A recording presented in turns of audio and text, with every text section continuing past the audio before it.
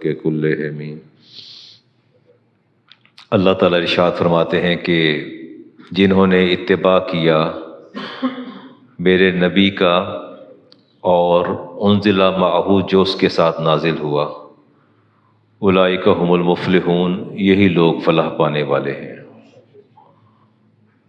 رسالت مآب علیہ السلام جب آپ حیات کی کشمکش میں تھے، آخری ایام تھے، تو آپ نے فرمایا تھا وَقَدْ تَرَكْتُ فِيكُمْ، میں تمہارے مابین چھوڑ رہا ہوں مَا لَن تُضِلُّوا بَعْدَهُ، جو تمہیں میرے بعد کبھی گمراہ نہیں ہونے دے گا، اِنْ اعْتَصَمَ بِهِ کتاب اللہ، اگر تم اس کو اپنے ہاتھ میں رکھو گے اور وہ اللہ کی کتاب ہے۔ آپ نے فرمایا کہ ایھا الناس، اے لوگو، انی واللہ لا ادری، مجھے نہیں پتا، میں نہیں دعویٰ کر سکتا، لعلی لا القاکم بعد یومی ھذا، اس دن کے بعد حجۃ الوداع پہ فرمایا میدان عرفات میں کہ میں دوبارہ تمہیں کبھی یہاں میری ملاقات ہو۔ حبل اللہ، اللہ کی رسی قرآن ہے، اور ہمارے ساتھ المیہ یہ ہوا کہ ہم نے اس رسی کو تھاما نہیں ہے۔ قرآن، ہم ڈاکٹر صاحب، ہم قرآن کے ساتھ کیا کرتے ہیں کہ نزع کا عالم ہو تو اس کے پاس بیٹھ کے سورۃ یاسین پڑھنا شروع کر دیتے ہیں، کوئی فوت ہو جائے تو قبر پر جا کے سورۃ یاسین پڑھنا شروع کر دیتے ہیں، ایصال ثواب ہو، قرآن خوانی ہو تو قرآن پڑھنا شروع کر دیتے ہیں، گھر میں ختم دلوائیں تو قرآن پڑھنا شروع کر دیتے ہیں، قسم کھانی ہو اپنے دعوے کی دلیل کے طور پر قسم کے لیے قرآن پاک کو درمیان میں لے کے آ جاتے ہیں، ایصال ثواب کی مجالس ہوں تو قرآن پاک کو لے آتے ہیں، بیٹی کو رخصت کرنا ہو تو جہیز میں ایک بڑا ہی مرصع مسجع خوبصورت قرآن پاک دیتے ہیں، جو بہت ہی، جس کا ہدیہ بہت ہی زیادہ ہوتا ہے اس کو جہیز میں دے دیتے ہیں، اور میت کو ایصال ثواب کرنا ہو تو ڈھیروں سپارے اوپر سٹیمپ کر کے وہ مساجد میں رکھوا دیتے ہیں، تو گویا ہم نے اللہ کی رسی کو تھام لیا۔ دیکھا نا کیسا تھاما ہم نے اللہ کی رسی کو، ہم نے اللہ کی رسی کو تھام لیا اور خوش ہو گئے۔ اور پھر ستم بالائے ستم، وہ بیٹی جسے عمر بھر ہم تلقین نہ کر سکے قرآن پڑھنے کی، پڑھانے کی، اس کے متن کو، اس کی تفسیر کو، جب وہ اپنے شوہر کے گھر سسرال جانے لگتی ہے تو چار باپ اور بھائی پکڑ کے اوپر کھڑے ہو جاتے ہیں، اس کے وہ کہہ لیں جہاں سے وہ روانہ ہوتی ہے، اب تو شادی ہال سے روانہ ہوتی ہیں، اور گاڑی تک اوپر اٹھا کے جو ہے وہ اپنا وہ لے کے جاتے ہیں، یہ قرآن کے سائے میں جا رہی ہے۔ اور پھر کہیے کہ ستم بالائے ستم، گندم لے کے، تو وہ کوئی، میں نے دیکھا بعض چھوٹے شہروں میں سر کے پیچھے پھینکتے، تو میں نے کہا یہ گندم کیوں پھینک رہے ہیں بھائی، یہ کیا مسئلہ ہے اس کا؟ انہوں نے کہا اس لیے پھینک رہے ہیں کہ جہاں یہ جائے گی وہاں رزق کی فراوانی ہو جائے گی۔ میں نے کہا واہ، بڑی حیرت کی بات ہے۔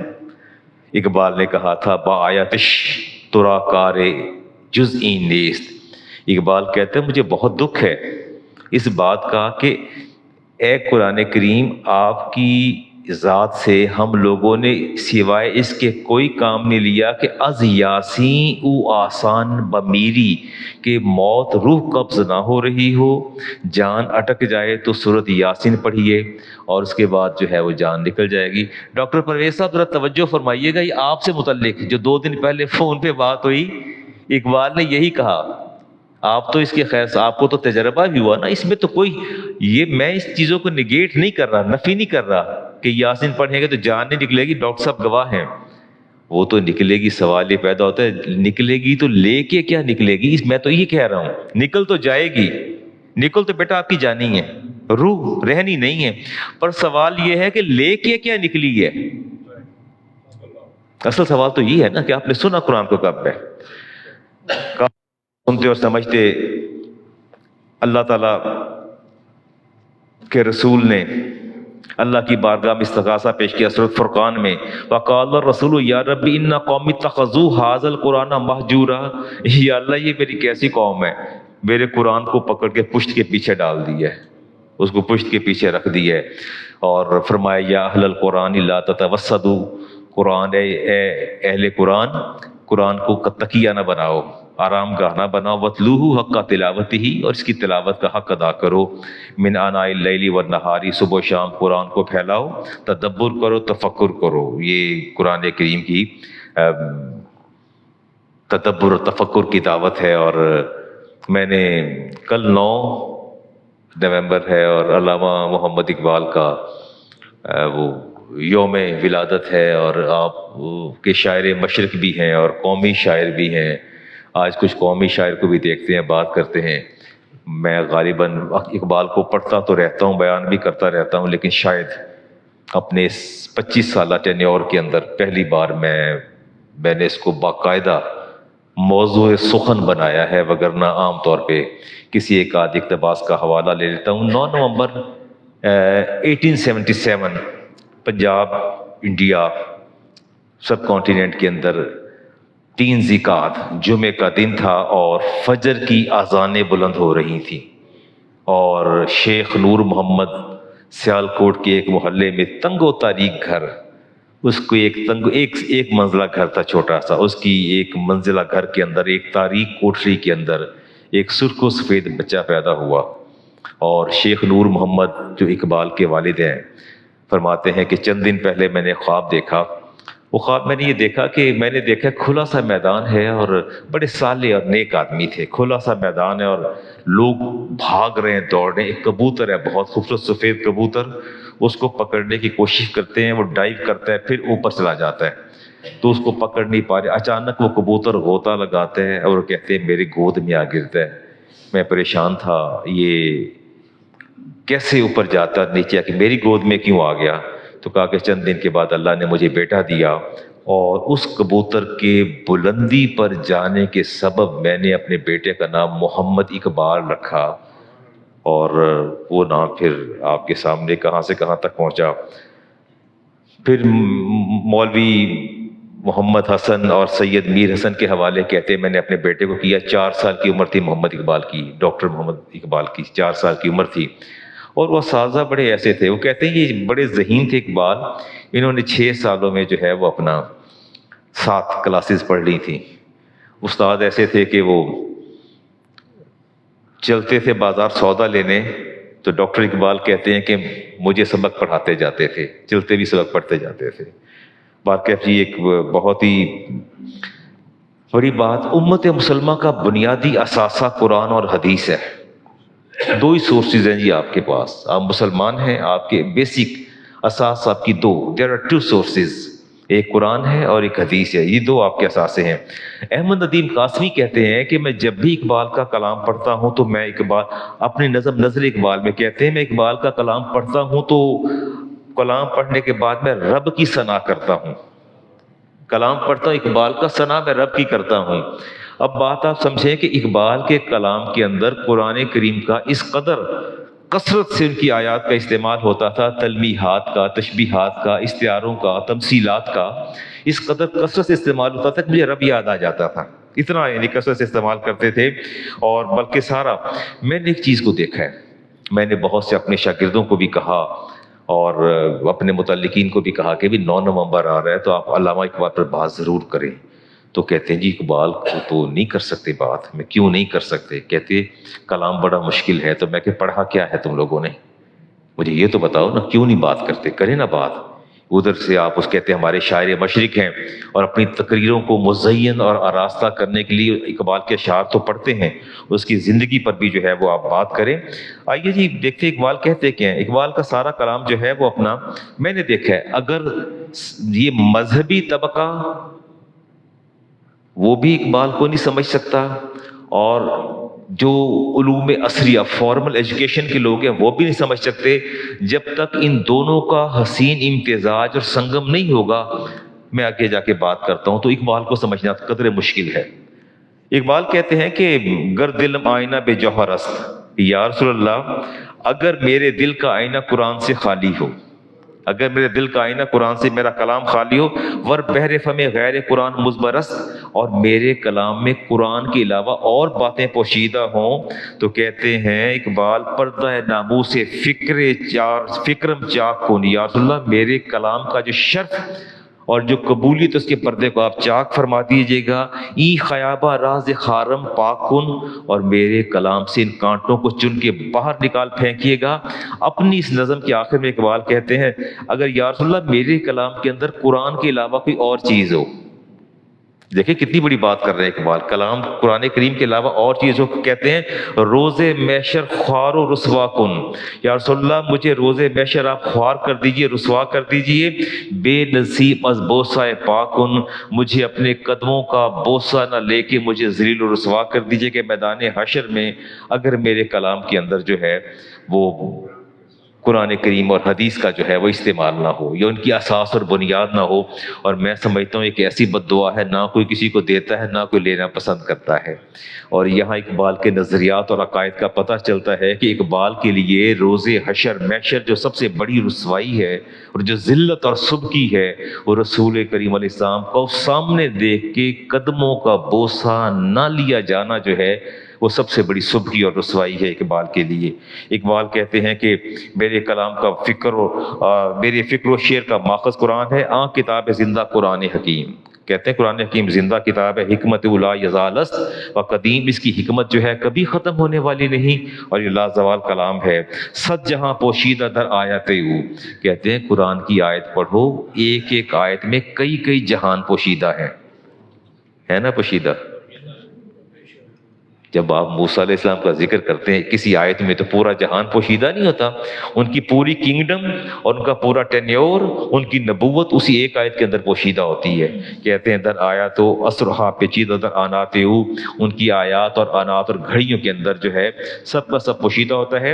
اقبال 1933 میں گئے تھے افغانستان، وہاں تشریف لے گئے، اور والی افغانستان نادر شاہ تھا، اور قصر دلکش محل کا نام تھا جہاں جا کے ملے اس سے، اور ملاقات کرتے ہوئے اس سربراہ کو، بادشاہ کو، آپ نے نادر شاہ کو قرآن کریم کا نسخہ دیا۔ دوستوں نے کہا بھی بادشاہ کے پاس جا رہے ہیں تو کوئی اور تحفہ، ان کا اس سے زیادہ بڑھ کے میرے پاس کوئی چیز نہیں ہے، قرآن کریم کا تحفہ دے کے اقبال کے وہ تاریخی جملے آپ بھی سماعت فرمائیے گا۔ اقبال نے کہا تھا کہ نسخہ قرآن پیش کرتے ہوئے، یہ ہر ابتدا کی انتہا ہے۔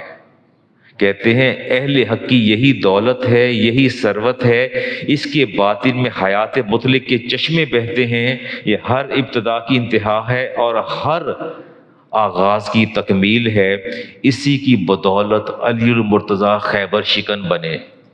وہ کہتے ہیں کہ اقبال کہہ رہے ہیں، اس کو نادر شاہ کا دیتے ہوئے کہہ رہے ہیں اسی بدولت شیر خدا خیبر شکن بنے، میرے کلام کی تاثیر اور قبولیت بھی اسی قرآن کی وجہ سے ہے۔ یہ اقبال نے ان سے کہا، اور قرآن سے وابستگی ایسی تھی کہ حسن محمد کرشی، یا محمد حسن کرشی، بسم اللہ الرحمن الرحیم، کہتے ہیں کہ اقبال جب قرآن پڑھتے تھے تو بہت روتے تھے، روتے جاتے تھے، یہاں تو اتنا روتے کہ قرآن کریم کے صفحے بھیگ جاتے اور پھر اس کو دھوپ پر سکھانا پڑتا تھا، اس طرح بھیگ جاتے تھے، اتنا اقبال زار و قطار روتے تھے۔ اور ان کے کلام کا جو قرآن پاک ان کا ذاتی استعمال میں تھا پڑھتے تھے، وہ آج بھی اسلامیہ کالج سول لائن کے اندر کتب خانے کے اندر محفوظ ہے، اور آفاق و انفس کی نشانیاں اللہ تعالیٰ جگہ جگہ فرماتے ہیں، فلم یسیروا فی الارض، کیا تم میری زمین میں چلتے پھرتے نہیں ہو، ولا یتدبرون، کیا تم میری زمین پہ، میری کائنات پہ غور و فکر نہیں کرتے، افلم یتفکروا فی انفسہم ما خلق اللہ السماوات والارض، کیا تم تفکر نہیں کرتے میں نے آسمان کیسے پیدا کیا۔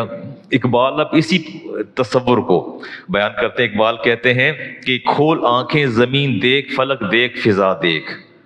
اب اسی قرآنی تصور کو اقبال لے کے آ رہے ہیں، کھول آنکھیں زمین دیکھ، فلک دیکھ، فضا دیکھ، مشرق سے ابھرتے ہوئے سورج کو ذرا دیکھ، اس جلوہ بے پردہ کو پردوں میں چھپا دیکھ۔ بڑی گہری بات ہے یہ، وہ تصوف کی بات ہے، میں کو چھوڑتا ہوں، کبھی پھر سمجھا دوں گا آپ کو۔ ایام جدائی کے ستم دیکھ، جفا دیکھ، بے تاب نہ ہو کہ معرکہ بیم و رجا دیکھ، ہے تیرے تصرف میں یہ بادل، یہ گھٹائیں۔ یہ بادل کس کے لیے ہیں؟ یہ گھٹائیں کس کے لیے؟ آپ کے لیے نہیں ہیں، ہاں تو ہے نا، یہ سموگ آپ کو کیا کہتی ہے؟ نہ بادل نظر آتے ہیں، نہ گھٹائیں نظر آتی، نہ سورج نظر آتا ہے. آپ آگے نا سر جی. چلے جی. وہ کہتے ہیں کہ یہ گنبد افلاق، یہ خاموش فضائیں دیکھ، کہتے ہیں یہ کوہ یہ سرا یہ سمندر یہ ہوائیں دیکھ، سمجھے گا زمانہ تیری آنکھ کے اشارے، دیکھیں گے تجھے دور سے گردوں کے ستارے. اقبال کہتے ہیں کہ آسمان کے ستارے بھی تجھے دیکھیں گے کہ اللہ نے حضرت انسان کو تخلیق فرمایا ہے. بالعموم فجر کے بعد تلاوت کرتے تھے اقبال، اور والد اونچی آواز میں. اچھا، اقبال کا معمول تھا قرآن پاک بہت اونچی پڑھتے تھے، اونچی آواز میں پڑھتے تھے، ایسا زیر لب نہیں پڑھتے تھے. میرے کو شاگرد بیٹھے تھے، میں آؤٹ آف سٹی تھا تو قرآن پڑھ رہے تھے، تو میں نے کہا پتہ نہیں پڑھ رہے ہیں یا خاموش بیٹھے ہیں، تو چپ کر کے بیٹھے تھے. میں نے پوچھا بیٹا پڑھ نہیں رہے کیا بات ہے؟ کہ تو استاد جی پڑھ رہا ہوں. میں کہ مجھے تو آواز ہی نہیں آئی. میں کہ تلاوت اسے نہیں کہتے، تلاوت وہ ہوتی ہے کہ آپ کی زبان سے اتنی آواز آئے کہ آپ کے کان اس کی سماعت کریں، اسے تلاوت کہتے ہیں. چپ کر کے دیکھی جا رہے ہیں، میں کسی تلاوت نہیں کہتے. تلاوت کرو کلام پاک کی، آواز تمہاری آنی چاہیے. اگر آپ میں سے بھی کوئی خاموش تلاوت کرتا ہے تو اوائڈ کریں، وہ تلاوت نہیں ہے. اچھا جی، وہ پوچھا والد نے کہ کیا پڑھتے ہو؟ نہیں تو روز تو قرآن پڑھتے تھے. تو پوچھا کیا پڑھتے ہو روزانہ صبح صبح؟ اسے کہ بابا قرآن پڑھتا ہوں، آپ دیکھتے تو ہیں روز قرآن پڑھ رہا ہوتا ہوں. پھر چپ کر کے چلے گئے. پھر پوچھا اگلے دن آ کے کہ اقبال یہ کیا پڑھتے ہو؟ کہا قرآن پاک پڑھتا ہوں. فرمایا اچھا میری بات سنو، دیکھو میری بات سنو، تم قرآن کی تلاوت یوں کیا کرو جیسے اس وقت تمہارے دل پر نازل ہو رہا ہے. تم نے قرآن کی تلاوت تم نے ایسے کرنی ہے. اقبال نے کہا تیرے ضمیر پہ جب تک نہ ہو نزول کتاب، تیرے ضمیر پہ جب تک نہ ہو نزول کتاب، گرا کشا ہے راضی نہ صاحب کشاف. صاحب کشاف تفسیر ہے کشاف، اور امام راضی بہت بڑے فلاسفر تھے، مفسر بھی تھے. وہ کہتے ہیں کہ یہ گرہیں نہ راضی کھول سکتے ہیں نہ صاحب کشاف کھول سکتے ہیں. قرآن کو اس طرح پڑھیں جیسے ابھی نازل ہو رہا ہے. صحابہ کرام جب وہی سنتے تھے تو دل کی کیفیت بدل جاتی تھی. تو اقبال نے قرآن کو ایسے نہ پڑھیے. اقبال کے دا قرآن از اے بک، یہ ہے جی reconstruction of religious thoughts in Islam. Iqbal کے 6-7 خطبات ہیں، سرمنز ہیں. اقبال کہتے ہیں reconstruction of religious thought in Islam میں کہتے ہیں the Quran is a book of which emphasizes deed rather than ideas. قرآن جو ہے وہ ڈیڈ پر زور دیتے ہیں رادر دین آئیڈیاز. قرآن فکر عمل کی بات کرتا ہے، نظریات کی بات نہیں کرتا. عمل کی طرف لے کے جاتا ہے قرآن کریم آپ کو. اور وہ کہتے ہیں to awaken in man higher consciousness of his manifold relation with Allah almighty and the holy Quran. اس کا بنیادی قرآن کا مقصد یہ ہے کہ بندے کا ربط اور تعلق اللہ اور اس کے رسول کی ذات کے ساتھ مضبوط اور مربوط کر دے. قرآن کا بنیادی مقصد یہی ہے. اور اقبال نے کہا گر تمی خواہی مسلمان زیستن، آپ چاہتے ہیں کہ آپ مسلمان بنیں، نیست ممکن جزبہ قرآن زیستن. قرآن کے بغیر مسلمان بننا بڑا مشکل ہو جاتا ہے. وہ زمانے میں معزز سے مسلمان ہو کر اور ہم خوار ہوئے تارک قرآن ہو کے. جی اقبال نے قرآن کریم کے اندر بہت سی تشبیہات استعارات اقبال نے استعمال کیے. اب آپ کو تھوڑا بتاتے ہیں جی اقبال تشبیہات کو کیسے استعمال کرتے تھے، استعاروں کو کیسے استعمال کرتے تھے. آپ کو واقعہ یاد ہے وہ ابراہیم علیہ السلام کا، کہ وہ جب تشریف لائے تو قوم کو دیکھا کوئی سورج کو پوج رہی ہے، کوئی چاند کو، کوئی ستاروں کو، مظاہر قدرت کی پرستش کر رہے تھے. اور کچا کہتا ہے یہ چاند تمہارا خدا ہے. جب چاند ڈوب گیا تو کہا یہ جو خود ڈوب جائے وہ خدا کیسے ہو سکتا ہے. پھر سورج سے کہا، وہ پورا واقعہ قرآن کریم کے اندر آتا ہے. اقبال نے کہا تاریک آفل ابراہیم خلیل اللہ. تاریک آفل، اب یہ لفظ آفل سمجھ نہیں آئے گا آپ کو، کبھی بھی نہیں آئے گا جب تک آپ نے قرآن نہ پڑھا ہو. ابراہیم علیہ السلام قدم قدم پر فرماتے تھے کہ قول لا احب الآفلین، جو چیزیں زوال پذیر ہو جائے میں ان سے محبت نہیں کرتا، نہ وہ میرا رب ہے. جس کو خود زوال ہے میرا رب کہاں سے ہو جائے گا. یہ ابراہیم علیہ السلام نے کہا. ہر ایک سورج، چاند، ستارے، ان کے بارے میں دیکھیں کہ اقبال نے کہا، ابراہیم علیہ السلام نے کہا انبیاء را نقش پائے او دلیل. اور یہ انبیاء کے لیے ابراہیم علیہ السلام کا قدم جو ہے وہ دلیل کا ایک دلیل اور ایک نمونہ ہے. اس قرآن کریم کی آیت کا ذکر اقبال نے اپنے کلام میں کیا. اور آگے اقبال کہتے ہیں جی، ایک آیت یاد ہے آپ کو، ما کان محمد ابا آدم الرجال کیوں؟ واللہ رسول اللہ خاتم النبیین. اقبال کہتے ہیں آ ترا حق خاتم اقوام کرد. یا رسول اللہ، اللہ تعالیٰ نے آپ کو خاتم الانبیاء پیدا کیا ہے، ساری قوموں کا خاتم کیا ہے. الیوم اکملت لکم دینکم واتممت علیکم نعمتی. دوسری آیت آئی دوسرے مصرے میں، فرماتے ہیں بر تو ہر آغاز را انجام کرد. اللہ کی جتنی نعمتیں تھیں اقبال کہتے ہیں ساری اللہ نے آپ پر تمام کر دی ہیں. دونوں آیات لے کے اقبال نے اس کلام اپنے کلام کا جو ہے اس کا حصہ بنایا. آگے جی وہ شراب طہور کا ذکر آتا ہے. شراب طہور کے ذکر کو چھوڑ کے دیکھتا ہوں، یہ اگلی کی چیز دیکھتے ہیں. افحسبتم انما خلقناکم عبثا. اللہ فرماتے ہیں تم کیا سمجھتے ہو یہ میں نے کسی چیز کو بیکار پیدا کی ہے؟ اللہ تعالیٰ فرماتے ہیں کیا میں نے کوئی چیز بیکار اور نکمی پیدا کی ہے؟ وَأَنَّكُمْ إِلَيْنَا لَا تُرْجَعُونَ. اور کیا تم نے میری طرف آنا نہیں ہے لوٹ کے؟ یہ اللہ تعالیٰ سوال کرتے ہیں. یہ آیت اگر آپ ملاحظہ فرمائیں تو اقبال نے اسی شعر کو اپنے اسی آیت کا کرکس نکالا. نہیں ہے چیز نکمی کوئی زمانے میں، کوئی برا نہیں قدرت کے کارخانے میں. اسی خیال اور تصور کو اقبال نے باندھا. اور اللہ تعالیٰ ارشاد فرماتے ہیں سورۃ صف کے اندر کبر مقتا عند اللہ ان تقولوا ما لا تفعلون. اللہ فرماتے ہیں کہ میرے نزدیک سب سے بڑا گناہ یہ ہے کہ جو تم کہتے ہو وہ تم کرتے نہیں ہو. سورۃ صف کی آیت. تمہارے قول و فعل کا تضاد اللہ فرماتے ہیں میرے نزدیک بہت بڑا گناہ ہے. اقبال کہتے ہزار خوف ہو لیکن زباں ہو دل کی رفیق. ہزارہا خوف ہو لیکن زباں ہو دل کی رفیق. یہی رہا ہے ازل سے قلندروں کا طریق. اقبال کہتے ہیں مسلمان مومن کی نشانی یہ ہے کہ اس کے قول و فعل کے اندر کبھی تضاد نہیں ہوتا. اور وہ آیت آپ اکثر سنتے ہیں رانا صاحب، والذین معه اشداء علی الکفار ورحماء بینہم. اللہ فرماتے ہیں کہ میرے نبی کے صحابہ آپس میں تو بڑے رحیم و کریم ہیں لیکن دشمن کے لیے بڑے سخت ہیں. ایسا ہی ہے، ایسے چلے جی. اقبال کہتے ہیں کہ ہو ہلکا یاراں، ہو ہلکا یاراں تو بریشم کی طرح نرم. اسی قرآن کی آیت کو لے کے آتے ہیں رزم حق و باطل ہو تو فولاد ہے مومن. مومن مسلمان آپس میں رحیم و کریم ہیں اور دشمن کے لیے فولاد ہیں. شاید اقبال آج ہمارے پاس ہوتے تو اپنا تصور بدل لیتے، لیکن قرآن کا تصور اقبال دے رہے ہیں نا. اللہ تعالیٰ فرماتے ہیں ان اللہ لا یغیر ما بقوم حتی یغیروا ما بانفسہم. اللہ فرماتے ہیں کہ میں کسی قوم کی حالت اس وقت تک نہیں بدلتا جب تک کہ وہ قوم اپنی حالت خود نہ بدل لے. اس وقت تک میں حالت نہیں بدلتا. اور اقبال نے کہا خدا نے آج تک اس قوم کی حالت نہیں بدلی نہ ہو جس کو خیال آپ اپنی حالت بدلنے کا. تو گویا اقبال کا کلام جو ہے وہ قرآن و حدیث کی تعبیر و تشریح ہے. میں نے گزشتہ جمعہ کو یا اس سے پہلے جب کوئی بات ہو رہی تھی شاعری کی سورۃ شعراء کے حوالے سے میں نے بات کی تو اس میں کوئی شک نہیں یہ کلام اچھا ہو اور حدیث اور قرآن کے مطابق ہو تو دل پذیر ہے. وہ حسان بن ثابت ہوں یا علامہ اقبال ہوں یا کوئی اور ایسا شاعر انقلابی شاعر جس نے زندگی میں انقلاب برپا کیا ہو، چاہے وہ ہمارے اس کمیٹی کے بزرگ رکن محمود احمد قریشی صاحب ہوں. ہمارے پہلو میں تشریف فرما ہے میرے دائیں جانب کرسی پر. میری ان سے دیرینہ رفاقت اور ان کی حیات کے سارے ورک جو ہیں پرت جو ہیں میرے سامنے ہمیشہ کھلے رہے اور میں نے ان کی زندگی کو مختلف حوالوں سے بدلتے دیکھا، پہلوؤں سے. اچھے شاعر، اچھا کلام کہنے والے.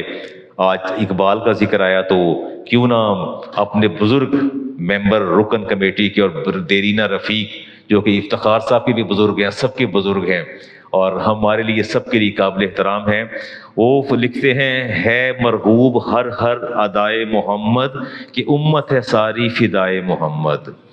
بھلا اس میں تاثیر کیسے نہ ہوگی کلام خدا اور سنائے محمد. ہاں جی، ہم خراج تحسین پیش کرتے ہیں جی. آگے فرماتے ہیں بسم اللہ الرحمن الرحیم. فرماتے ہیں قوانین فطرت کے سارے ضوابط، قوانین فطرت کے سارے ضوابط بنائے خدا اور سکھائے محمد. کیا کلام ہے جی.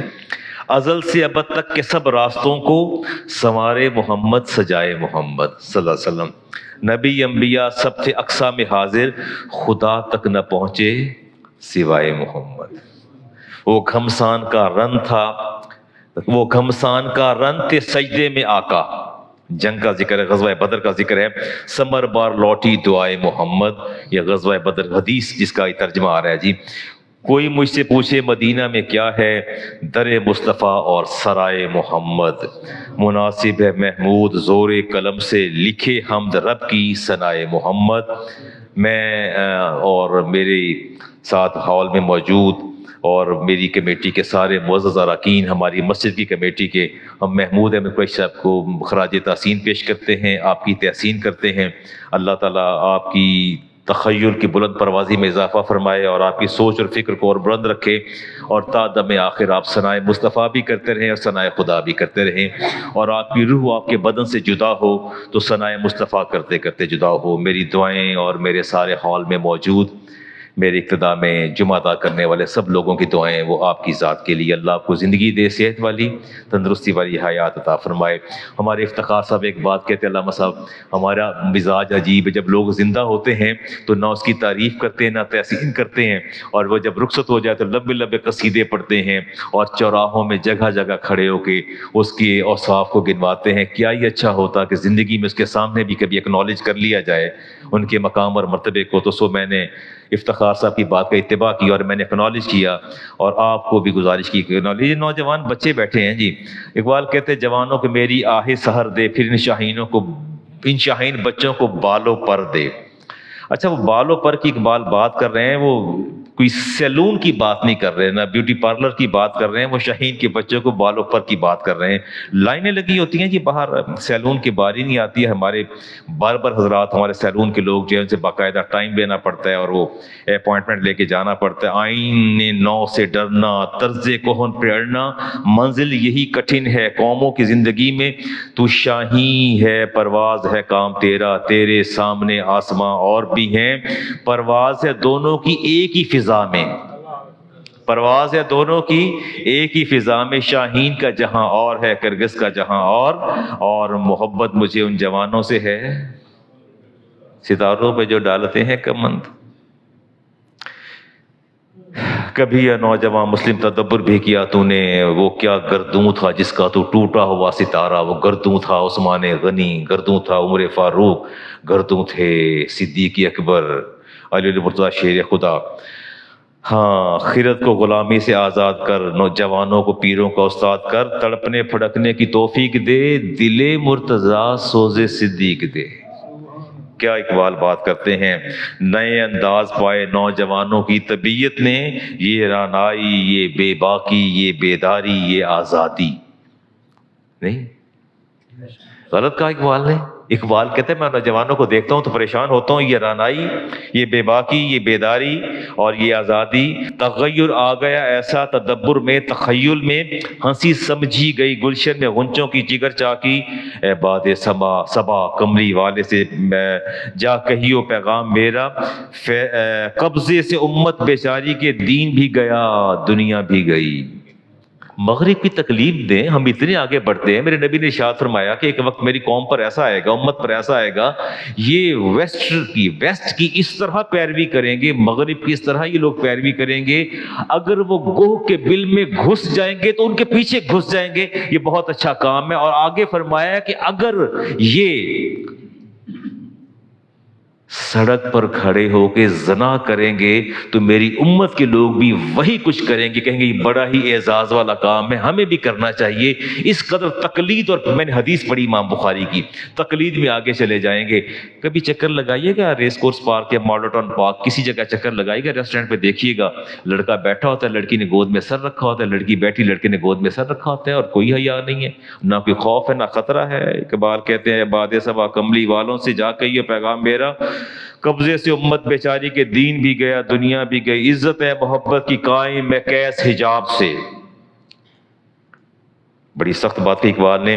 محمل جو گیا، حجاب محمل سے محمل جو گیا، عزت بھی گئی، غیرت بھی گئی، لیلا بھی گئی.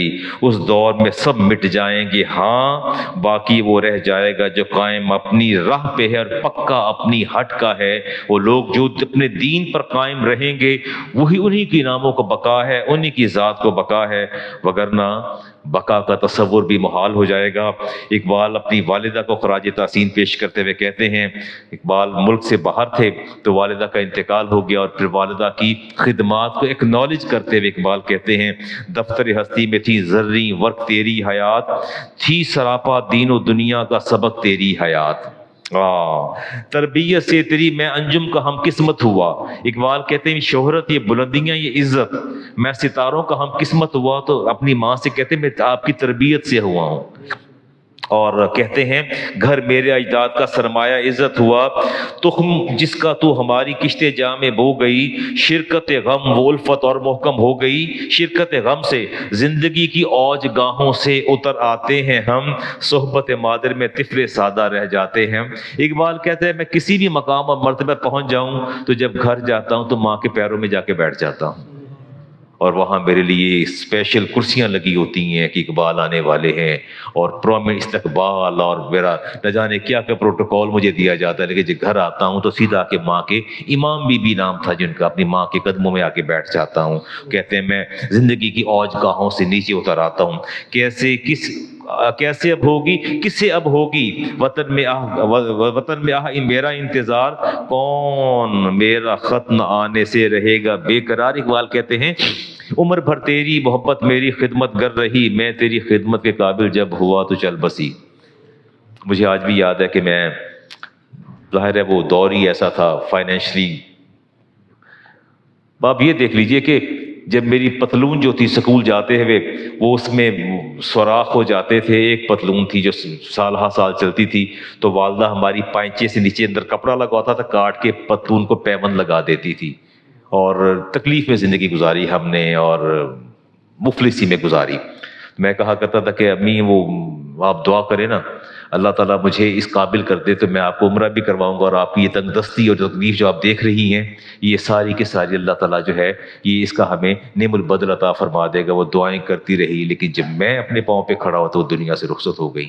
تو بات یہ ہوتی تمنائیں حسرت بسا اوقات انسان اپنی اولاد کی محبتوں کی وفاؤں کی تمنائیں لیے دنیا سے جو ہے چلا جاتا ہے، قبروں میں اتر جاتا ہے۔ اقبال کہتے ہیں عمر بھر تیری محبت میری خدمت گر رہی، میں تیری خدمت کے قابل جب ہوا تو چل بسی، خاک مرکت پہ تیری لے کے فریاد آؤں گا، اب دعائے نیم شب میں کس کو یاد آؤں گا۔ یہ ماں ہی ہے جو دعا کرتی ہے۔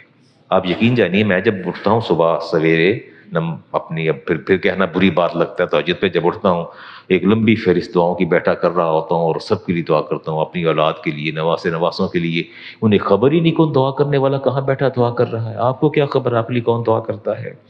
یاد سے تیری دل درد آشنا معمور ہے، جیسے کعبہ میں دعاؤں سے فضا معمور ہے، آسماں تیری لحد پر شبنم افشانی کرے، سبزہ نو رستہ اس گھر کی نگہبانی کرے۔ اقبال نے دعائیہ کلمات کہے۔ وہ میں گزشتہ جمعے کو میں نے عورت کے بارے میں کوئی سخت بات کہہ دی، وہ میں نے تو نہیں کہی تھی، وہ حدیث پڑھی تھی میں نے، تو پیغام یہ ملا کہ علامہ صاحب وہ آپ نے عورت کے بارے میں جو سخت کلمات کہے ہیں، تو عورتوں میں تو خاتون جنت بھی شامل ہیں، اور فاطمہ الزہرا اور ازواج مطہرات اور ہماری مائیں بہنیں بیٹیاں۔ دیکھیں میں نے جو بات کی تھی، میں نے اللہ تعالیٰ کی وہ جو بار بار ایک پیغام تھا ازواج مطہرات، اللہ فرماتے ہیں کہ میں تمہیں پاکیزہ بیویاں دوں گا، تو میں نے اس کے تناظر میں کہا تھا کہ اگر بیوی پاکیزہ نہ ہو تو انسان کس کرب سے گزرتا ہے۔ میں نے اس تناظر میں ایک کمپیریزن کیا تھا، اور آپ بڑے پڑھے لکھے لوگ ہیں، ایکسیپشن از آلویز دیئر۔ اللہ تعالیٰ فرماتا ہے کہ ہم نے اپنے نبی کو ان پڑھ لوگوں میں بھیجا مکہ میں، تو آپ کا کیا خیال ہے مکہ میں سارے ان پڑھ تھے؟ عمر فاروق بڑے پڑھے لکھے آدمی تھے، زید بن ثابت تھے، عثمان غنی بہت پڑھے لکھے لوگ تھے وہ، مگر اللہ فرماتے ہیں کہ ہم نے ان پڑھوں میں بھیجا۔ استثناء موجود ہوتا ہے، تو وہ اس حوالے سے میں آگے تو نہیں بات کرتا، اتنی بات کہتا ہوں کہ جب میں بات کہوں تو آپ بہت جہاں دیدہ لوگ ہیں میری بات کی گہرائی میں جایا کریں، میں اشارے دے کے نکلتا جاتا ہوں، وہ میرے کلام کو آپ کو بہت غور سے سننا چاہیے کہ کہاں میں نے کون سی بات کی ہے۔ اقبال خراج تحسین پیش کرتے ہیں جی خاتون جنت رضی اللہ تعالیٰ، کہتے ہیں مریم از یک نسبت عیسیٰ عزیز، کہتے ہیں مریم علیہ السلام پر اللہ نے پوری سورت نازل کر دی قرآن کریم کی، کہتے ہیں سارے آنر ڈگنیٹی کے باوجود میں ایک بار یہ کہتا ہوں کہ مریم کو صرف ایک ہی نسبت حاصل ہے، اور وہ صرف یہ ہے کہ وہ عیسیٰ علیہ السلام کی والدہ ہیں. کہتے ہیں اصح نسبت حضرت زہرا عزیز، لیکن ہماری خاتون جنت کو تین نسبتیں حاصل ہیں، تین تین فرماتے ہیں سید النساء زمانی حدیث پاک آتی ہے، فرماتے ہیں نور چشم رحمت للعالمین، وہ نبی کریم علیہ السلام کی نور چشم ہے، امام اولین و آخرین، اور رسول کریم علیہ السلام اولین کے بھی امام ہیں، آخرین کے بھی امام ہیں، بانو عطائیدار حل عطا مرتضی مشکل کشا شیر خدا. دوسری نسبت ان کو یہ حاصل ہے کہ وہ علی المرتضی شیر خدا کی کیا ہیں، زوجہ ہیں. اور فرماتے ہیں تیسری نسبت مادر مرکز پرکار عشق، یعنی عشق کا جو مرکز ہے، سینٹر ہے، جو ایکسس ہے، کہتے ہیں اس کی آپ ماں ہیں، مادر یہاں کاروان سالار عشق، یعنی آپ امام حسن اور امام حسین کی کیا ہے، حسنین کریمین کی والدہ ہیں. رسالت میں آپ نے فرمایا کانت مریم سید النساء زمانیہا، مریم علیہ السلام اپنے زمانے کی عورتوں کی سردار تھیں. اما ابنتی فاطمہ ہی سیدۃ النساء العالمین، اور میری بیٹی فاطمہ پوری جہان کی عورتوں کی سردار ہیں. یہ بات کہی جی. اور اقبال کی آخری دو شعر یہ پڑھ کے پھر اگر کلام کو لے کے آگے چلتا ہوں. اقبال کہتے ہیں کہ میرا یہ جی چاہتا ہے کہ میں خاتون جنت کے مزار پہ چلا جاؤں، آپ کی قبر پر رشتہ آئین حق زنجیر پاست، کہ اللہ تعالیٰ کا جو کانسٹیٹیوشن ہے، جو آئین ہے، اور جو میرے نبی کا آئین ہے، یہ میرے پاؤں کی بیڑیاں بن گیا، بندھن بن گیا ہے، پاس فرمان جناب مصطفیٰ، اور مجھے نبی کریم علیہ السلام کے فرمان کا پاس ہے. ورنہ گردے تربتش گردید میں، وگرنہ میں جاتا اور بیت اللہ کے طواف کے بجائے جا کے حضرت فاطمہ کی قبر کا طواف کرتا، سجدہ ہائے برخا کے پاشید میں، اور میں آپ کی قبر پر جا کے سجدے کرتا. لیکن رب کا حکم اور میرے نبی کا حکم جو ہے وہ مجھے اجازت نہیں دیتا، میں یہ کام نہیں کر سکتا. اور کہتے ہیں رات بھر حضرت خاتون جنت روتی ہیں، مصلے پہ سر رکھ کے، اور یہ اشعار پورے آتے ہیں. جبریل امین تشریف لاتے ہیں، اور لانے کے بعد وہ سارے جو موتی ہوتے ہیں وہ چن کے وہ جا کے آسمانوں پر شبنم کی طرح بکھیر دیتے ہیں. جی آگے بھی چلتے ہیں جی بات کو. اچھا یہ دیکھیے جی 23 اپریل 1920 کو، 23 اپریل 1900، آپ اکتاہٹ تو نہیں محسوس کر رہے؟ لگتا ہے آج بڑی طبیعت میں جیسے ہوتی ہے نا نہیں میں محسوس کر رہا ہوں کہ آج بدن جو ہے وہ اپنا ساتھ چھوڑ رہا ہے، بالکل جیسے الرٹ ہوتے ہیں. آج آپ الرٹ نہیں ہیں بالکل.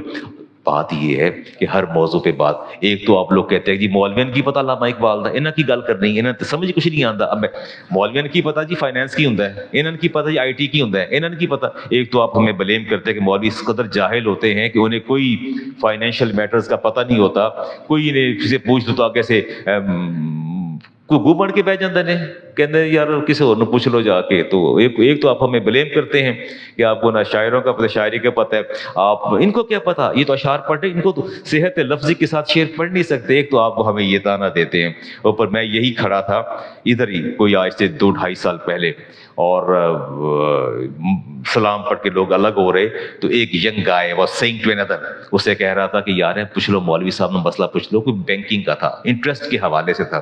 وہ کہتا چھاڑ یار نہ مولوین کی پتہ. اور I was hearing that، میں سن رہا تھا کہ چھاڑے نہ مولوین کی پتہ یار، چل تو آپ. وہ کہتا نہیں آجا علامہ صاحب نے پتہ ہے. وہ کھینچا تھا نہیں کر رہے تھے، میں گلے مل کے لوگوں سے مسافہ کر رہا تھا، میں سن رہا تھا دونوں کیا کہہ رہے ہیں. وہ اسے کھینچا یار انہاں کی پتہ، ان کی پتہ بینک دا، تیناں کی پتہ انٹرسٹ دا، پروفٹ کی ہوندا تے کی ہوندا. کہ چل چلیو، کہتے کہ کھلوتے جا. خیر وہ بعد میں بیٹھے تو میں نے تسلی، افتخار صاحب تسلی تو میں نے کر دی. وہ میرے قدموں کو ہاتھ لگا کے جاتے، اسلام کیا اور بوسہ دے کے چلے گئے. انڈر اسٹیمیشن جو ہے وہ ٹھیک نہیں ہوتی. تو اب الرٹ ہو گئے ہیں تھوڑے. بات کروں آگے، شروع کروں بات آگے. اقبال نے ایک لیٹر لکھا تھا، خط لکھا تھا اپنے والد کو 1920 میں، 23 اپریل کو خط لکھا تھا اقبال نے. اور اقبال نے کہا تھا کہ بابا یہ خط پرنٹڈ ہے، ڈاکٹر جو ہیں جاوید اقبال نے لکھا. کہتے 35 سال کا پیر زادہ مجھے ملنے کے لیے آیا، اور میں ملا تو اس نے مجھے مل کے زاروں قطار رونا شروع کر دیا. میں نے سمجھا کوئی حاجت مند ہے، ضرورت مند ملنے کے لیے آیا ہے. اور میں نے پوچھا کوئی پیسے چاہیے ہوں گے، کوئی مدد یا کسی سفارش کرنی ہوگی. میں نے پوچھا کیا ہے، رونے کی کوئی غم ہے، پریشانی ہے، فائنینشیل کوئی ایشو آ گیا. اس نے کہا نہ مجھے کوئی پرابلم ہے، نہ مجھے مالی پریشانی ہے، اور نہ غم ہے. میں نوگام سری نگر سے آیا ہوں. عالم کش میں میں نے دربار مصطفیٰ کے اندر دیکھا آپ تشریف فرما ہے، دور کھڑے مجھے نظر آ رہے ہیں. اور میں نے ایک صدا سنی کہ آپ نے پوچھا اقبال نہیں آیا. اقبال نہیں آیا.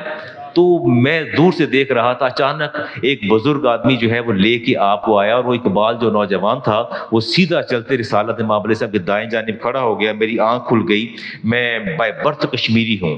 اس نے کہا میں بائی برتھ کشمیری ہوں, اور میرا ایک تعلق تھا نجم الدین بزرگ ہیں ہمارے کشمیری, ان سے میں نے خواب سنایا. انہوں نے کہا میرا یہ خیال ہے کہ لاہور کے اندر ایک اقبال ہے, دیکھو کہیں وہ نہ ہو. تو میں وہاں سے چلا, کشمیر سے, نوگام سے, سری نگر سے میں چلا ہوں, تو یہاں دیکھا تو وہی چہرہ, وہی رنگ و روپ, وہی خد و خال, تو گلے لگ کے روتا جا رہا تھا.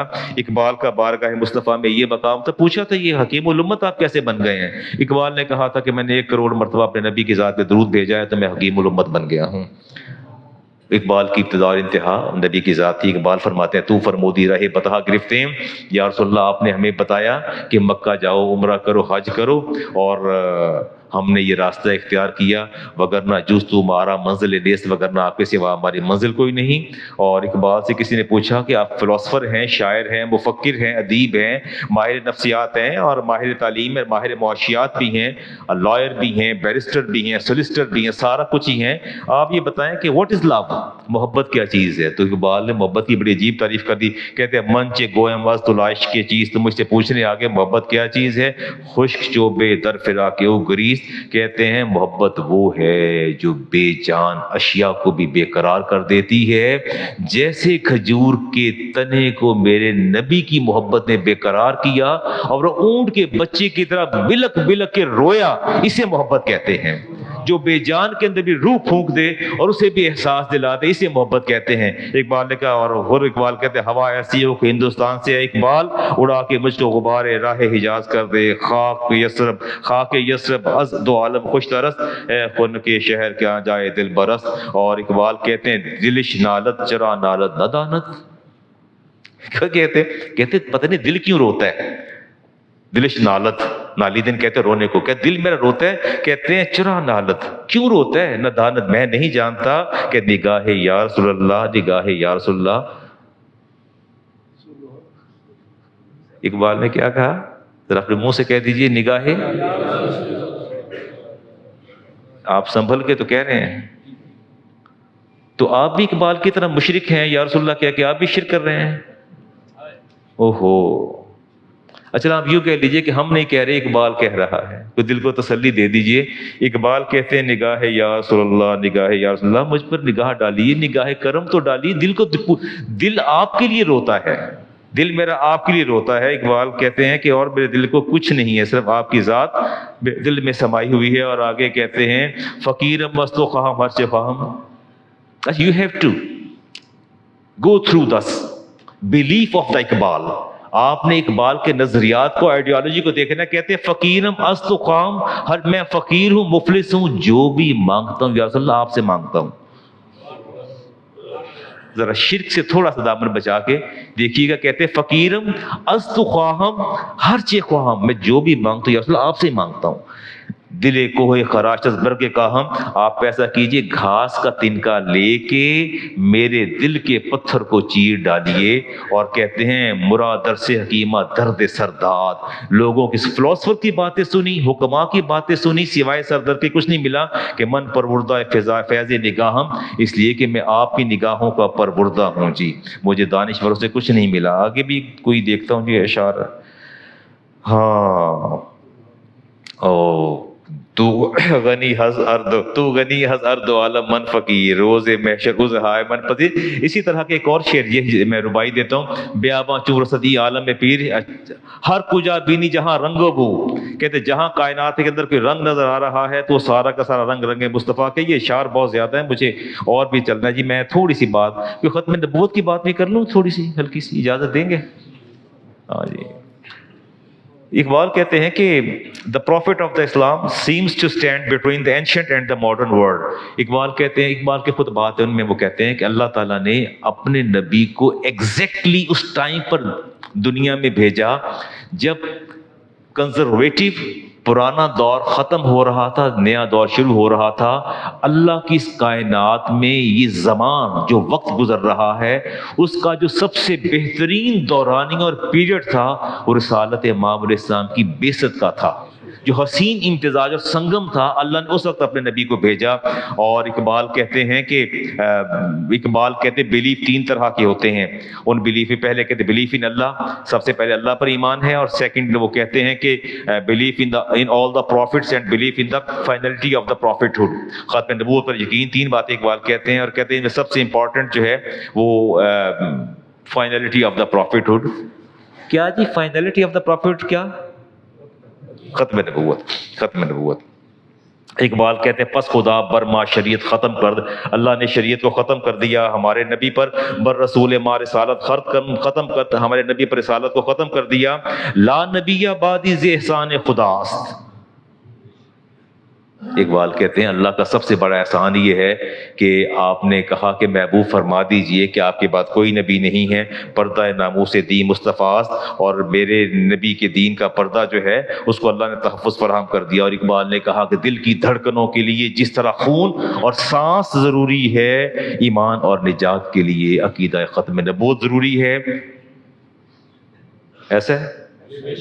چلے کہیں کہیں تائید کر دیا کریں تاکہ مجھے پتہ چل جائے کہ میں جو کچھ کہہ رہا ہوں اس میں ویلیڈیٹی ہے بھی ہے یا نہیں ہے. کہہ دیا کہ پنڈت جواہر لال نہرو نے لیٹر لکھا تھا، اقبال سے کہا تھا کہ میں نے سنا ہے کہ آپ مرزا کی مخالفت کر رہے ہیں. اور اقبال نے کہا تھا کہ جواب دیا پنڈت جواہر لال نہرو کو، اقبال نے جواب دیتے کہا تھا کہ یہ تحریک قادیانیت یہ کافروں اور منافقوں سے بھی زیادہ خطرناک ہے. وہ پنڈت نے کہا کہ جواہر لال نہرو نے کہ یہ مولویوں کا ایشو ہے. اقبال نے کہا تھا یہ مولویوں کا ایشو نہیں ہے، بلکہ تم ہندو مقام نبوت کی تفہیم کر ہی نہیں سکتے، تمہیں مقام نبوت کا پتہ ہی نہیں ہے. ہمارا مرکزی عقیدہ یہ ہے کہ جو ختم نبوت کا قائل نہیں وہ کافر ہے. اقبال نے کہا معاملہ آج کا نہیں ہے، معاملہ آج کا نہیں، معاملہ ہماری آنے والی نسلوں کا ہے. اس معاملہ ایسا ہے کہ کوئی بندہ باہر افریقہ میں بیٹھا مسلمان ہو جائے اور وہ سمجھے کہ میں مسلمان ہو کے نجات پا گیا، کسی قادیانی کی ہتھے چڑھ کے ساری زندگی جو ہے کفر و الحاد کے اندر گزار دے اور وہ اپنے آپ کو مسلمان سمجھتا رہے جہنم میں چلا جائے، اس کا ذمہ دار کون ہوگا؟ معاملہ آج کا نہیں. اقبال نے کہا کہ ہم وہ لوگ ہیں جو دودھ میں ملاوٹ برداشت نہیں کرتے، ایمان اور عقیدے کے اندر ملاوٹ کیسے برداشت کریں گے؟ انہوں نے 14 جنوری 1922 کو خط لکھا اقبال نے اپنے دوست خان محمد نیاز الدین کو خط لکھا، اور خط لکھ کے اقبال نے کہا کہ بات یہ ہے کہ میں چاہتا ہوں کہ مرنے سے پہلے اپنا عقیدہ جو ہے وہ آپ کو بتا دوں. میرا عقیدہ یہ ہے کہ میرے نبی کی ذات آج بھی زندہ ہے.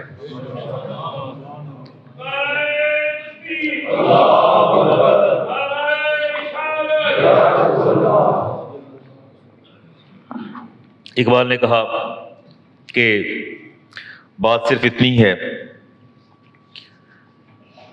آج بھی ہم اپنے نبی کی ذات سے ویسے فیض حاصل کر سکتے ہیں جیسے صدیق اکبر، خلفائے اربع، صحابہ نے کیا.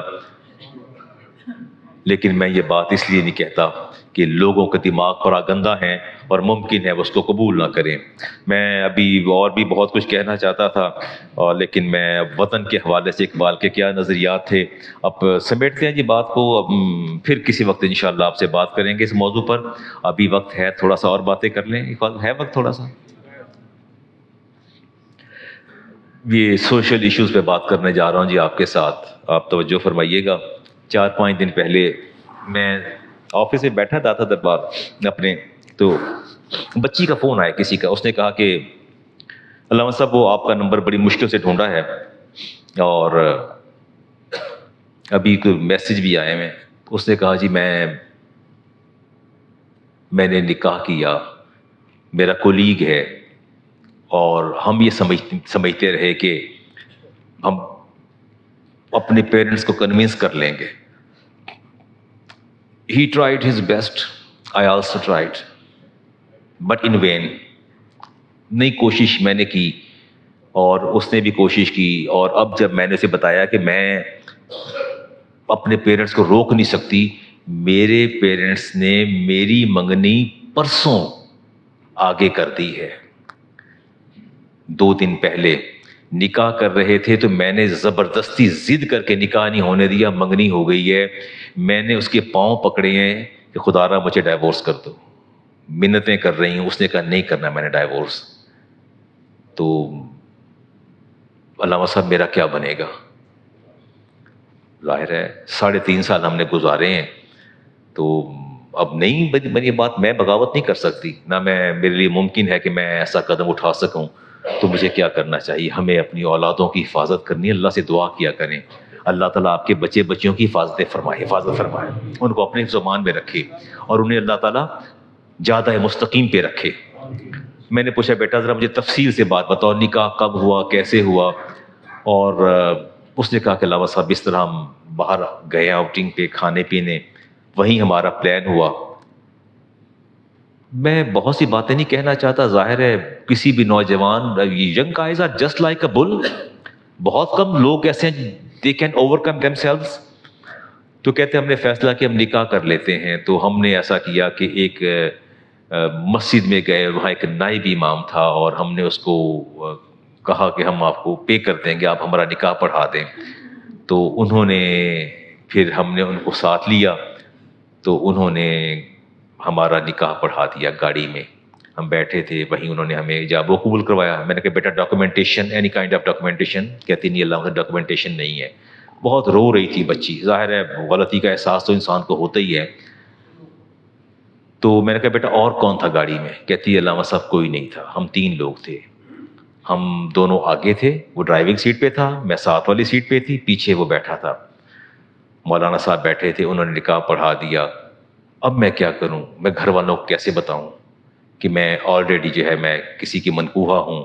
لڑکا ضد کرتا ہے اور چھوڑنے کو تیار نہیں ہے۔ What is remedy, what is solution? کیا ہونا چاہیے؟ آپ کے خیال میں نکاح منعقد ہو گیا؟ کیوں نہیں ہوا؟ نہیں تو وہ جو پیچھے مولانا بیٹھے ہیں وہ کیا چیز تھے؟ تو آپ کے خیال میں کہ ایک بگدہ ہو تو نکاح نہیں ہوتا؟ جی کیا ہو؟ ولی ہو؟ نہیں ولی تو نواری کے لیے ہوگا نا، ویسے تو نہیں ہوگا۔ تو آپ کے خیال میں نکاح منعقد نہیں ہوا؟ اچھا، تو گویا آپ یہ کہنا چاہتے ہیں البغایا اللاتی ینکحن انفسہن بغیر بینۃ، میرے نبی نے فرمایا کہ بغیر گواہوں کے نکاح کرنے والی زانیہ ہے۔ کون ہے جی؟ لا نکاح الا بینۃ، گواہوں کے بغیر نکاح منعقد نہیں ہوتا۔ اللہ تعالیٰ فرماتے ہیں وَاسْتَشْهِدُوا الشَّهِدَيْنِ مِن رِجَالِكُمْ، جب تم نکاح منعقد کرنا ہو، کچھ بھی کرنا ہو تو 2 گواہ مقرر کر لیا کرو۔ فَإِن لَّمْ يَكُونَا رَجُلَيْنِ، اگر 2 مرد میسر نہ ہیں، فَرَجُلٌ وَامْرَأَتَانِ، پھر 1 مرد اور 2 کیا لے لیا کرو؟ عورتیں لے لیا کرو۔ تو گویا پھر آپ نے یہ فتویٰ دیا کہ جی نکاح نہیں ہوا، ٹھیک ہے، ایسے ہی ہوا نا؟ بول نہیں رہے پہلے سے، نکاح منعقد نہیں ہوا۔ then what should she do؟ what should she do؟ اسے کیا کرنا چاہیے؟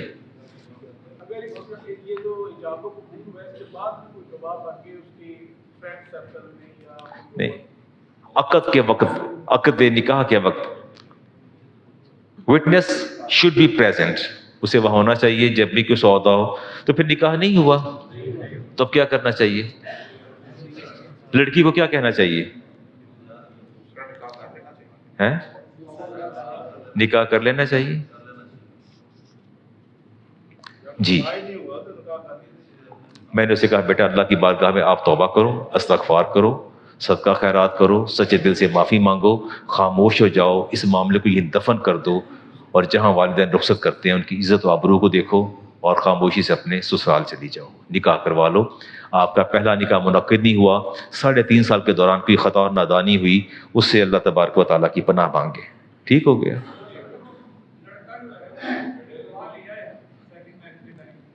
نہیں دیکھیں نا، بات تو طے شدہ ہے، اگر لڑکی جھوٹ بول رہی تو پکڑی جائے گی جی۔ وہ کلاس فیلو تھے دونوں، نہیں بات تو ہے نا۔ دیکھیے میری بات سنیے، ہم نے شریعت کو دیکھنا ہے۔ میرے پاس ایک ہاسٹل کے، کس کا؟ دیکھیں میں عرض کرتا ہوں فتویٰ ہمیشہ ظاہر پہ ہوتا ہے. کس پہ ہوتا ہے؟ ظاہر پہ ہوتا ہے. جو قول آپ نے مجھے کہنا ہے اس قول کی صداقت اور کذب آپ پر ہے. اس قول کی صداقت اور کذب آپ پر ہے. یہاں ایسا بھی ہوتا ہے بند کمرے میں شوہر طلاق دیتا ہے اور بیوی قسم قرآن اٹھاتی ہے, لیکن فتویٰ مرد کے قول پہ آتا ہے, وہ کہتا ہے میں نے دی نہیں, جھوٹ بول رہی ہے. تو ہم فتویٰ مرد کے قول پہ دیتے ہیں. عقد نکاح اس کی گرہ مرد کے ہاتھ میں ہے. رسالت امام علیہ السلام نے ارشاد فرمایا کہ مجھے میرے رب نے یہ حکم نہیں دیا کہ میں لوگوں کے پیٹ پھاڑ پھاڑ کے اندر گھس کے جا کے حقائق معلوم کرتا پھروں. جو میرے سامنے بات کرے گا میں اس کے مطابق اس کا جواب دوں گا. اگر وہ لڑکا آ کے کہہ دیتا ہے جی یہ گواہ وہ گواہ, ایسی بات نہیں ہے. پھر لڑکی خود جھوٹی پڑے گی, ڈاکومنٹیشن بھی نہیں ہوئی نا. یہ بھی تو آپ دیکھیے کوئی ڈاکومنٹری پروف بھی نہیں ہے, اور دونوں یونیورسٹی فیلو ہیں, دونوں یونیورسٹی فیلو ہیں.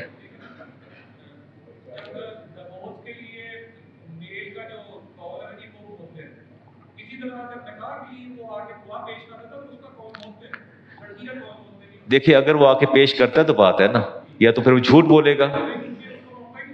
دیکھیں نہیں, موقع اس کو کون دے گا؟ وہ تو خود چور ہے. چور کو موقع کیسے دیا جائے گا؟ وہ تو خود چور ہے. جی نہیں, دیکھیے میری بات سنیے. 3.5 سال جب انہوں نے کنسیل رکھا ہے, بات کو کنسیل رکھا ہے, اور یونیورسٹی فیلو تھے, 3.5 سال چلتے رہے ہیں. اب جب نکاح کا وقت آیا مجھ سے پوچھا گیا کہ علامہ صاحب یہ صورتحال ہے. میں نے کہا بیٹا نکاح منعقد نہیں ہوا. یہ میں نے کہہ دیا نکاح منعقد نہیں ہوا. اب یہ میں نے فتویٰ دیا, میں نے یہ کہا لڑکی کے قول پہ. اب میرا یہ کام نہیں کہ میں لڑکے کو بلا کے پوچھوں, نہ وہ میاں بیوی بظاہر ان کے پاس کوئی ایسا تھا. نبی پاک نے فرمایا کہ اپنے نکاحوں کو مساجد میں کیا کرو اور دف بجا کے اعلان کیا کرو.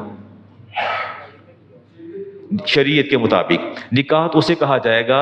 اللہ تعالیٰ فرماتے ہیں کہ ایمان والو سورۃ نساء کے اندر ایسی لڑکی جو چوری چھپے یاریاں لگانے والی ہو اس سے کبھی نکاح نہ کرنا. اور میرے نبی نے فرمایا یاد رکھو گندگی کے ڈھیر پر اگنے والی سبزی سے بچو.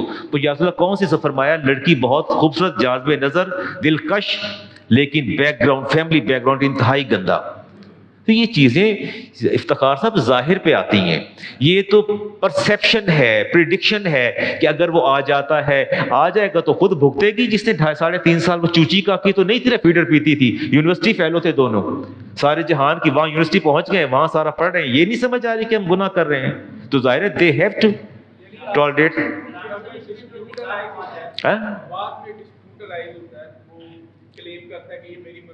ہاں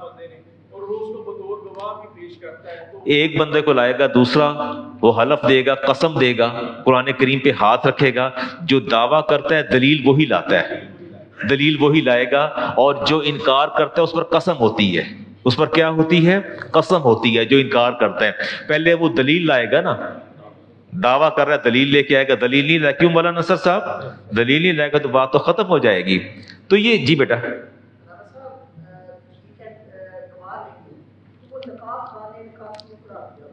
یہ آپ اس سے ضرور پوچھیے گا جا کے کہ تو نکاح کیوں پڑھایا ہے, تیری ایسی تیسی نکاح پڑھایا کیوں آپ.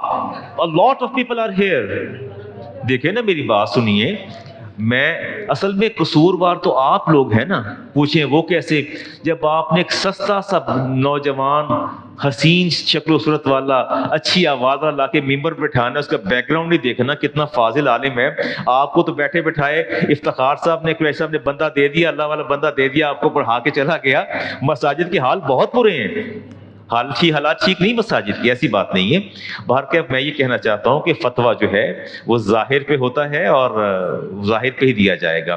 باقی پروڈکشن اور پروسیس جی شریعت کے مطابق فتویٰ جائے گا. اس میں ظاہر ہم لوگ تو ہم سے جو پوچھا جائے گا اس کا جواب دیں گے. اس کے علاوہ آگے اس کے فردر کیا, اس کے نتائج ثمرات کیا ہوتے ہیں, کانسیکوینسز کیا ہوتے ہیں.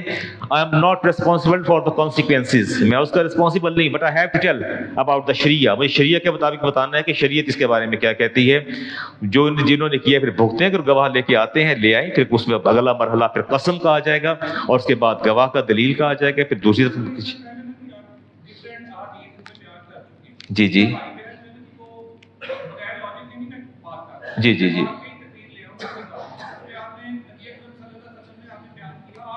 ہاں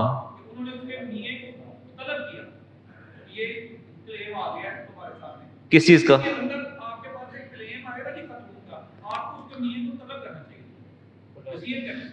آپ میری بات سنیے. نہیں، میں ممبر پر بیٹھا ہوں، مجھے 40واں سال ہے حدیث فقہ پڑھاتے ہوئے، سوال ہی پیدا نہیں ہوتا. میں اللہ اور اس کے رسول سے ڈر کے بات کر رہا ہوں، سوال ہی پیدا نہیں ہوتا. میں یہی ممبر پر بیٹھا ہوں، آپ میرا بیان لے آئیے، حدیث لے آئیے، کیسے ممکن ہے کہ میں ایسی بات کر دوں؟ سوال ہی پیدا نہیں ہوتا. میں تو آپ کے سامنے بیٹھا ہوں، مجھے تو آپ کو 25 سال ہو گئے پڑھاتے ہوئے، شاگردوں کو پڑھاتے 40واں سال جا رہا ہے. کیسے ممکن ہے؟ میں نے وہ حدیث جو آپ بیان کر رہے ہیں، جو میاں کو طلب کیا تھا، اس عورت نے کہا یا رسول اللہ میرے اس کے ساتھ رہنے کو دل نہیں کرتا، مجھے یہ پسند نہیں ہے. نیک ہے، خرچہ دیتا، سب کچھ کرتا ہے، تو آپ نے طلب کیا، فرمایا کہ یہ بات کر رہی ہے، تیرے ساتھ نہیں رہنا چاہتی. اس نے کہا پھر کہا اس کا باغ واپس کرو جو حق میرے میں لی ہے، اور اس کو ڈائیورس کر دو. وہ خلا کے لیے حوالے میں نے حدیث بیان کی، وہ خلا کے حوالے سے تھی. میں جب آپ سے بات کرتا ہوں بڑی ذمہ داری سے بات کرتا ہوں. میں نہ تو واعظ ہوں، نہ مقرر ہوں، نہ میں کوئی آپ کا ویسے مبلغ ہوں، ایک استاد ہوں، اور بڑی سوچ سمجھ کے بات کرتا ہوں، بغیر سمجھ کے بات نہیں کرتا. اور اس پر آپ جو میں نے کہا، اس پر آپ 10 مفتیوں کی رائے لے لیجئے، اگر کسی کی رائے مجھ سے ڈفر کر جائے تو میرا سر تلوار آپ کی. کیسے ممکن ہے کہ میں اتنا عمر رسیدہ بندہ اور ساری زندگی پڑھتے پڑھاتے گزر کے ایسی بات میں کہہ دوں؟ آپ ابھی میں آپ کے ساتھ بیٹھوں گا، میں آپ کو دوسرے مفتی کا، جو چیف مفتی ہیں ہمارے، ان کا بھی میں کال آپ کو سناؤں گا اسی سوال پہ. میں ان سے کہہ رہا ہوں، میں ابھی واٹس ایپ کھول کے افتخار کو سنانا، میں پوچھ رہا ہوں کہ مفتی صاحب what is your opinion about that. یہی سوال میں نے کیا. پھر جامعہ ہجویریہ کے چیف مفتی جواب دینے کا، علامہ صاحب جو کچھ آپ نے فرمایا سچ فرمایا، ایسا ہی ہے. میں تو جب تک second opinion, third opinion, fourth opinion نہ لے لوں میں تو بات ہی نہیں کرتا. میں بڑی ذمہ داری سے بات کرتا ہوں، اور بات کرتا ہوں تو سٹینڈ لیتا ہوں.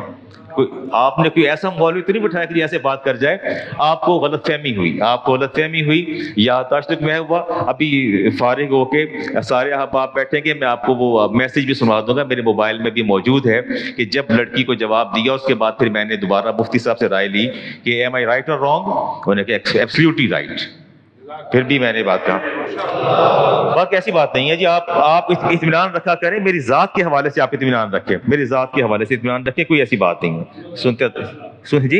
سنتے تھا فرما دیجیے.